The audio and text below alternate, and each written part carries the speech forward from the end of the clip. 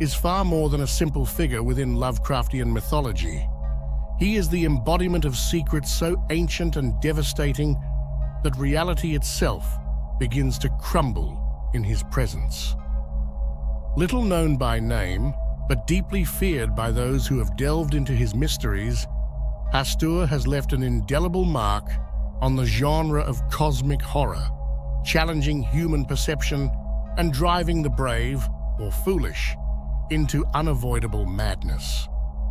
In this video, we will uncover the deepest and most disturbing secrets surrounding Hastur, his connection to the cursed play, The King in Yellow, his enigmatic relationship with the lost city of Carcosa, and how his influence has corrupted the minds of those daring enough to seek the truth. Join us, but beware. What you're about to discover could forever change the way you see reality.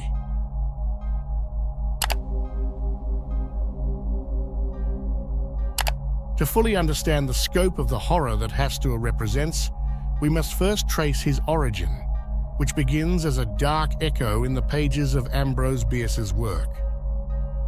In 1886, Bierce published his story, An Inhabitant of Carcosa, where a man wanders through a desolate landscape of graves, dead trees, and moss-covered stones, until he finally uncovers a terrifying truth. He is dead, and he has been walking through the enigmatic city of Carcosa. Although Hastur is not mentioned directly in the story, Carcosa becomes the first pillar of the myth that would later be associated with him. This concept of a city that seems to exist outside of time and space, encapsulating decay and death, is the seed that Robert Chambers took and transformed into something even more disturbing in his 1895 collection, The King in Yellow. In this work, Chambers links Hastur to a sinister play titled The King in Yellow, which has the power to destroy the minds of those who read or witness it. While Chambers does not fully develop Hastur, he places him at the center of a universe of despair, madness, and mental corruption, expanding the myth in a way that is both captivating and deeply unsettling. It is within these stories that the King in Yellow and Carcosa intertwine, creating the foundation for what Hastur would eventually become, an entity that personifies the complete loss of control over reality, a symbol of cosmic decay. What began as a whisper in Bierce's work becomes, in Chambers' hands, the core of a disturbing mythology that has deeply permeated the essence of cosmic horror.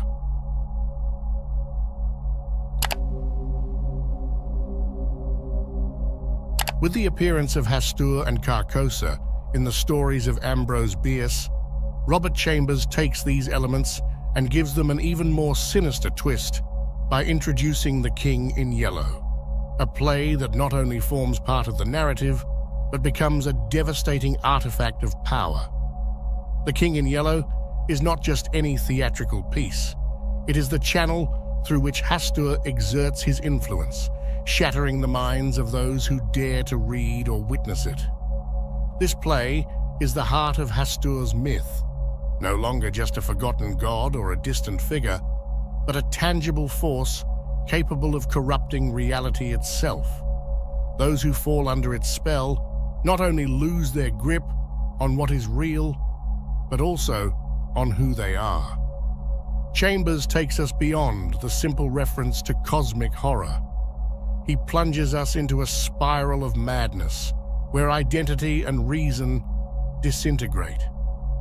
But what makes The King in Yellow so feared? What deep secrets does this play hold that destroys anyone who tries to understand it?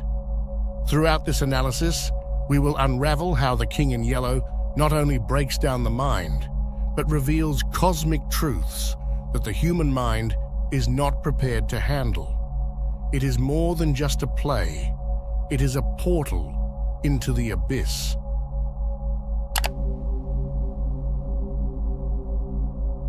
The King in Yellow begins as an apparently harmless play, But over time, the characters who read it start to notice something strange. The reality around them begins to change. The lines between the real and the imaginary blur in a subtle yet relentless way. This is the first blow the play delivers to the minds of its readers. It is not an immediate change. The transition from real to unreal happens gradually, which makes it even more unsettling. The lesson here is clear. Reality as we know it is not fixed or immutable. It is something that can be distorted, manipulated, or even destroyed. What makes this crumbling particularly terrifying is that the characters don't realize what is happening until it is already too late. This leads us to reflect on the fragility of our own perception of the world. How many times have we taken for granted that what we see and experience is real? What if our minds, without us knowing, were altering that reality based on external influences?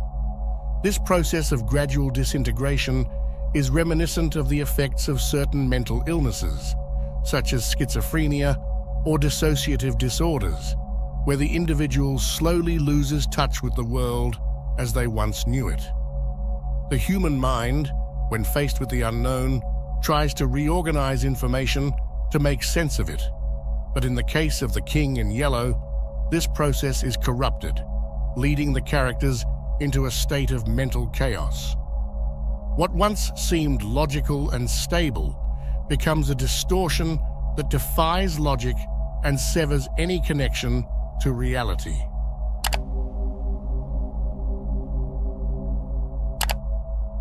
Once the characters begin to experience this distortion of reality, they face an even more dangerous challenge: forbidden knowledge.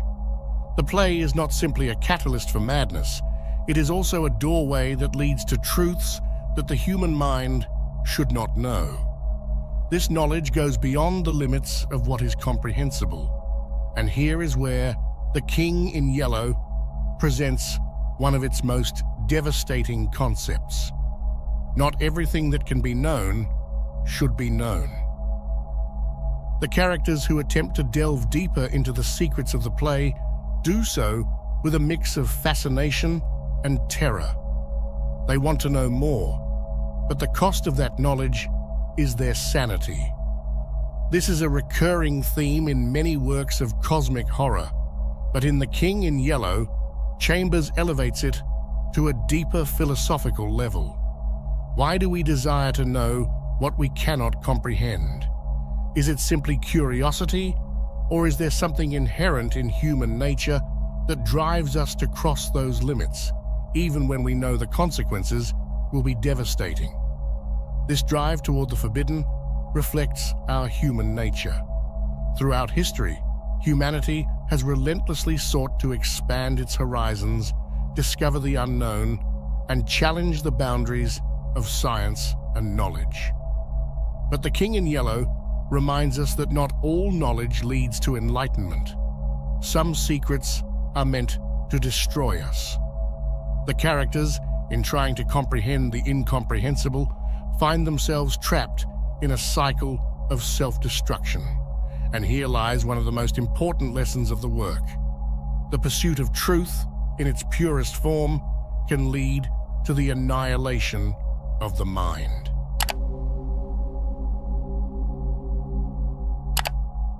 The loss of the self. As the characters delve deeper into The King in Yellow, they not only lose their sense of reality, but also something even more fundamental: their identity. This is one of the darkest teachings of the play, the collapse of individual identity. As they confront the cosmic truths the play reveals, the characters stop recognizing themselves. What was once a coherent self, defined by experiences and memories, dissolves into a cloud of confusion. Human identity is intrinsically tied to the stability of our perception of the world. We define ourselves in relation to our environment, our relationships, and our history. However, when these foundations begin to crumble, so does our identity. The characters in The King in Yellow experience a fragmentation of their sense of self. as the truths they discover are too vast, too overwhelming to be integrated into their psyche. The collapse of identity is one of the most terrifying aspects of the play because it suggests that what we are as individuals is built on an unstable foundation. If reality can crumble, then identity, which depends on that reality, is also constantly at risk of collapsing. The lesson here is disturbing. We are not as solid as we believe. Our notion of self is fragile and can disintegrate when faced with forces that transcend our understanding.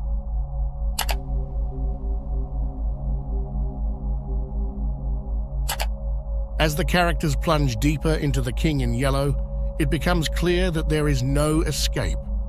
Once the play has started to unravel the reality and identity of its readers, it traps them in a cycle of madness that repeats endlessly. No matter how much they try to escape or fight the effects of the play, they are doomed to repeat this cycle over and over again. This aspect of the narrative not only introduces profound psychological terror, but also reflects on the inevitability of fate. The cycle of madness that The King in Yellow imposes on its victims is a reflection of humanity's fear of inescapable destiny. Once the threshold of forbidden knowledge has been crossed, there is no return. The characters are trapped in a mental labyrinth where each attempt to find an exit drags them further into despair. The play is relentless. It offers no redemption, and there is no escaping the consequences of having seen beyond what the human mind can bear. This inescapable cycle is also a metaphor for human suffering. In many ways, The King in Yellow reminds us that certain paths in life, certain thresholds of knowledge, cannot be undone. Once the door to madness has been opened, the mind can no longer return to its previous state of ignorance. This concept deeply resonates with the human experience of trauma and suffering. Some events change us irreversibly, and no matter how hard we try, we cannot go back to who we were before. A final crucial element of The King in Yellow is the city of Carcosa, which serves as a symbol of the inevitable decay of what was once glorious. Carcosa, a lost and decaying city on the shores of the Lake of Hali, represents the ruin of any attempt to reach paradise or divine perfection. In the mythology of The King in Yellow, what was once glorious and perfect is now in ruins, consumed by corruption and madness. The lesson drawn from this is clear. Any attempt to achieve perfection, whether in knowledge, spirituality, or power, is destined to fail. Carcosa is a reminder that even the highest ideals are subject to decay and destruction. In the universe of The King in Yellow, there is no perfect paradise. Everything that was once beautiful and orderly inevitably crumbles under the weight of chaos. The characters seeking answers in Carcosa find no enlightenment, only despair. Instead of discovering a place of ultimate truth or salvation, they find themselves trapped in a broken city, a distorted reflection of their own crumbling minds. This is one of the most devastating concepts of the work. The idea that no matter how noble our pursuit of truth or perfection may be, we are doomed to fail.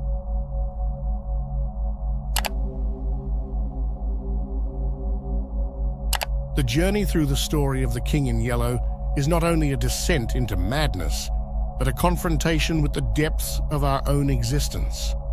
This being, cloaked in mysterious robes and wearing a pale mask, symbolizes humanity's deepest fears. The loss of reality, the despair in the face of the incomprehensible, and the sense of powerlessness before forces beyond our control. However, while The King in Yellow embodies these terrors, the story offers us something beyond the darkness. Facing what we do not understand is part of our nature, and though forbidden knowledge and hidden secrets can be dangerous, they also drive us to grow. The terror this figure generates is a reminder that fear and uncertainty will always be present, but our ability to choose how we react to them is what truly defines us.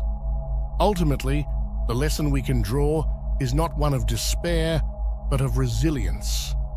The King in Yellow challenges us to look beyond the visible, to accept that the world